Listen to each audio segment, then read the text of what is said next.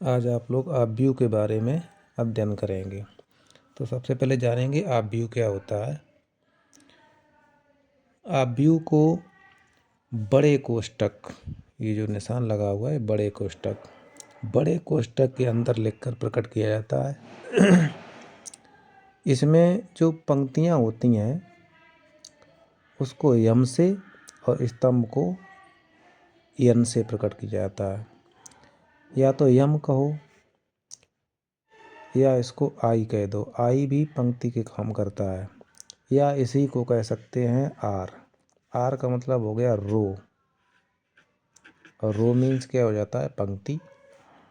और जो यन होता है, यन का मतलब होता है स्तंभ, और यन का होता है जे। यन कहो चाहे जे कहो, या इसको सी कह सकते हो। सी का मतलब होता है कॉलम, कॉलम का मतलब होता है स्तंभ, COLUMN। ठीक है। अब पंक्ति कैसे लिखते हैं, जैसे यहाँ पर आपको समझा रहे हैं, पहले समझ लो इस चीज़ को। जैसे हमने लिख दिया 1 2 3, यहाँ लिख दिया 4 2 1। तो देखिएगा इधर जो लिखा गया ऐसे जो चलते हैं, मतलब ये जो एरो लगा है इसको पंक्ति बोलेंगे। तो ये जो चीज़ देख रहे हैं ये पंक्ति हो गई। तो पहली पंक्ति हो गई और दूसरी पंक्ति हो गई। तो पंक्तियाँ कितनी हो गई? 2। ठीक। और इस टाइप से जो ऐसे लगा हुआ है, ऐसे बना हुआ है, ये जो स्तंभ है इसका काम करता है स्तंभ का। तो स्तंभ कितने हो गए? 3।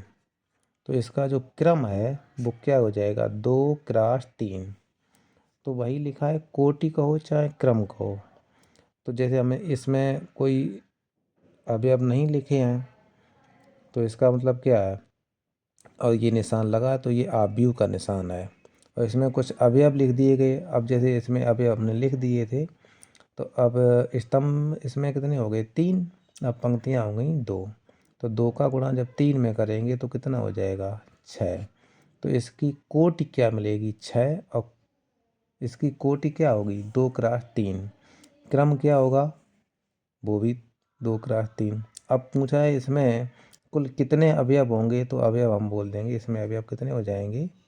6 अवयव हो जाएंगे। ऐसे आपका ये नेक्स्ट क्वेश्चन है, इसको आप मन से समझ लीजिएगा। लिखा है आव्यूह, तो पहले पंक्तियों के रूप में पढ़ते हैं। आव्यूह 2 -3 4 7। फिर नीचे लिखा है 2 0 -4 6। फिर 1 4 7 5 में। पहले पार्ट में पूछ रहा है कितनी पंक्तियाँ हैं। तो पंक्तियाँ कितनी दिखाई दे रही हैं इसमें? देखो इसमें आप लोग समझो। पहली पंक्ति, दूसरी पंक्ति, तीसरी पंक्ति, कितनी पंक्तियाँ होंगी? 3। तो इसका आंसर क्या आएगा? 3।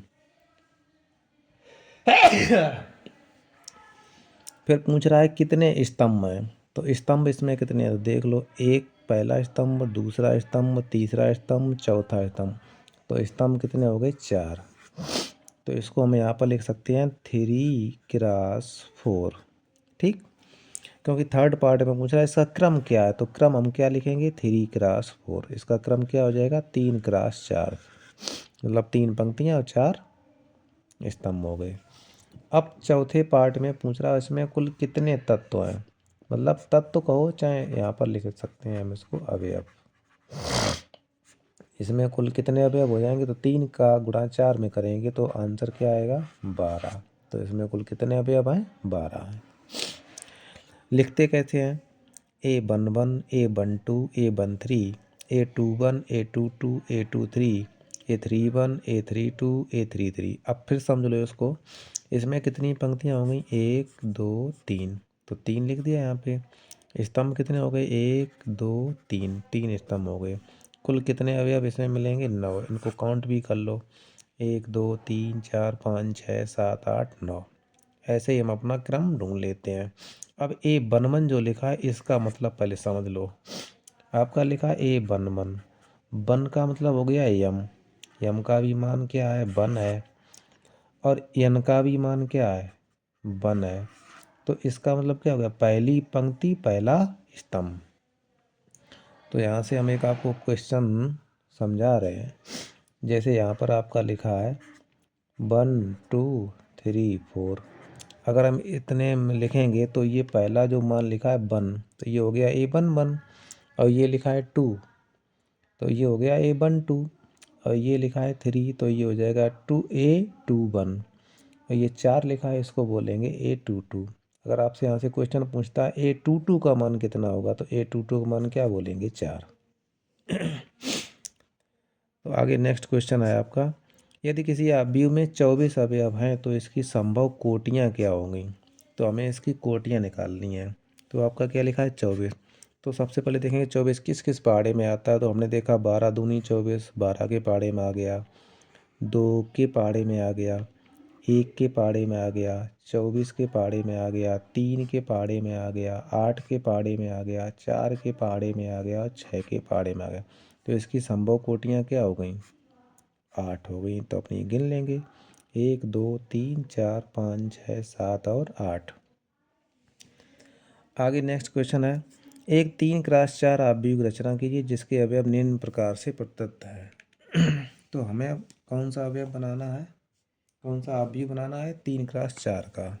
तो हम एक अवयव की रचना करेंगे A बराबर यहाँ पर लिख लेंगे 3x4 का बनाएंगे, मतलब 3 पंक्तियाँ होनी चाहिए और 4 स्तंभ होने चाहिए।